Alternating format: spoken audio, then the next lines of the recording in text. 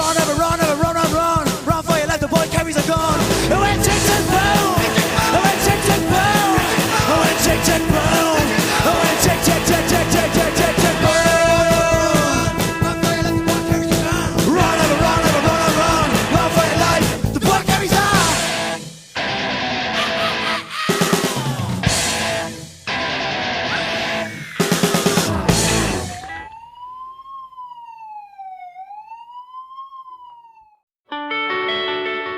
How do we make sense of this ongoing European debt crisis? Up to now, the dirty little secret is that the solution to every single bailout is that the bill for more and more individual and institutional debt is being passed on to people that had nothing to do with the debts in the first place. Now, politically, Europe has been turned from a democracy into a bankocracy, where economic policy is being run almost exclusively for the interests of the banks. By siding with the banks, the governments are playing a dangerous game and becoming more and more detached from the people. That's why the European elite are petrified of any talk of referendums. Sure, why ask the people to vote on things that might actually affect them? In the first 10 years of the euro, huge amounts of money moved all around the Eurozone as banks mistook no exchange rate risk for no risk at all. Now, how wrong were they?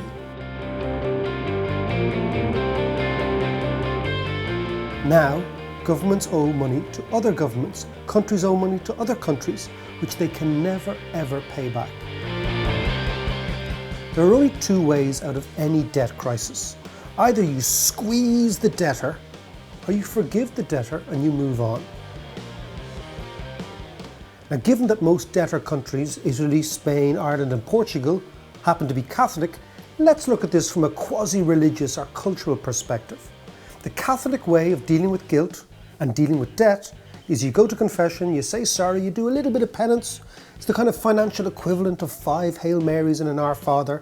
All is ultimately forgiven and you move on. The banks that lent the money take the losses, which they should, because that is how capitalism works. It's something called co-responsibility, and this means that the lender and the borrower are both liable.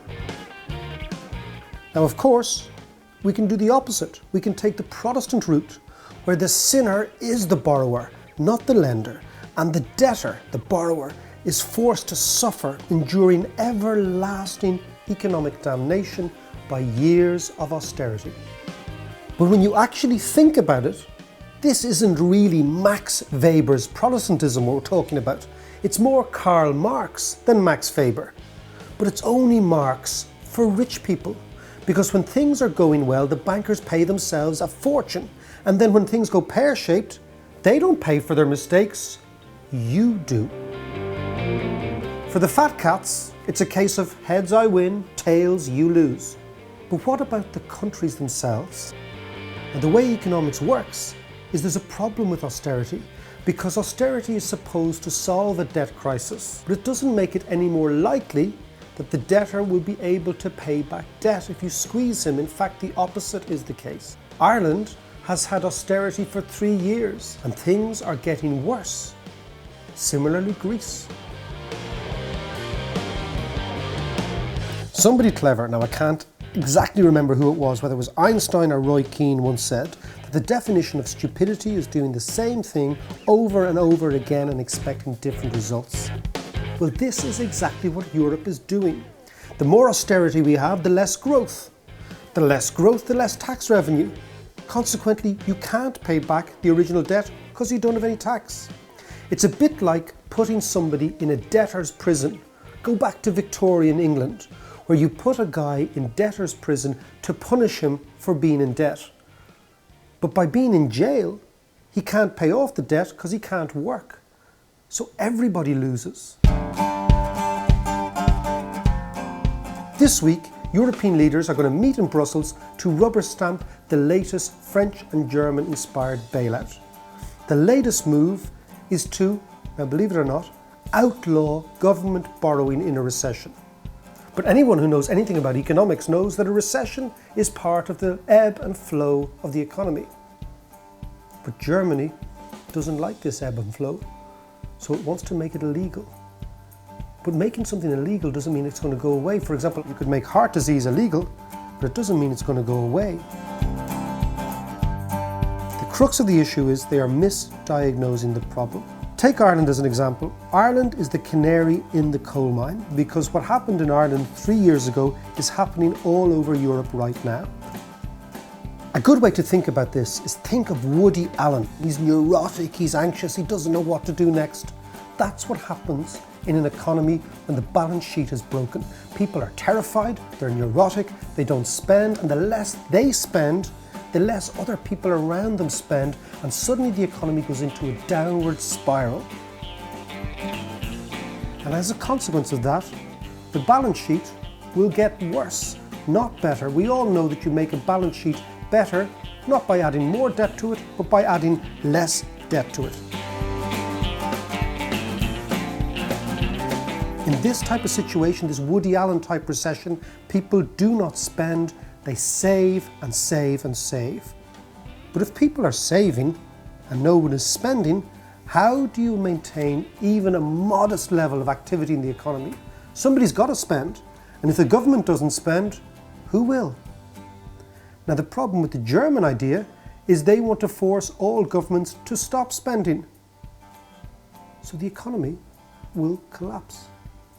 Germany and France and the elite are selling this new big idea they have as a fiscal union. This is nothing of the sort. A fiscal union as envisaged by Germany and France actually penalises countries that are in trouble rather than doing what it should do, which is help them when they are in trouble.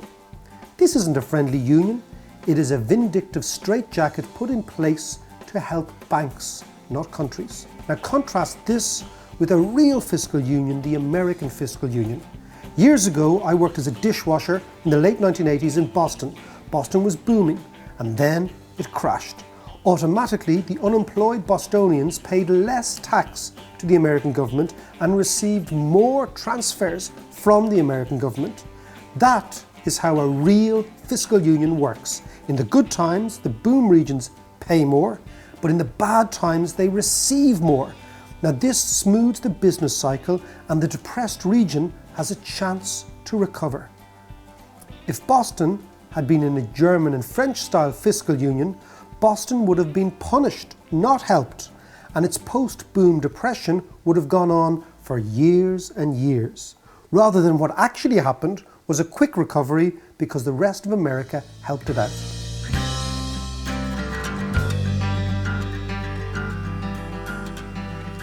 The German solution will only cause a recession or more recessions in the periphery. This will cause money to flow into Germany, not out of Germany, because the risk of default in the periphery increases. And in time, much of Europe will begin to look like Greece, teetering on the edge. As money flows into Germany, German bond yields fall, Greece will default, and this will give the others permission to do likewise, because a default in Greece sets off a domino effect all over Europe, because Europeans will say, well, if the Greeks can do it, why can't we? Is it any wonder right now that the price of gold is firm, that the yield on German bonds are falling, and that the euro is weakening against the dollar?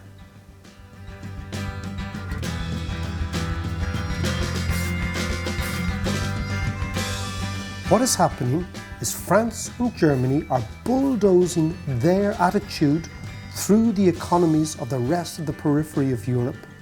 In the process of trying to save the euro, France and Germany are actually destroying the European Union. And this will go on for a while, but ultimately the people will stand up and say, enough. Don't say you haven't been warned.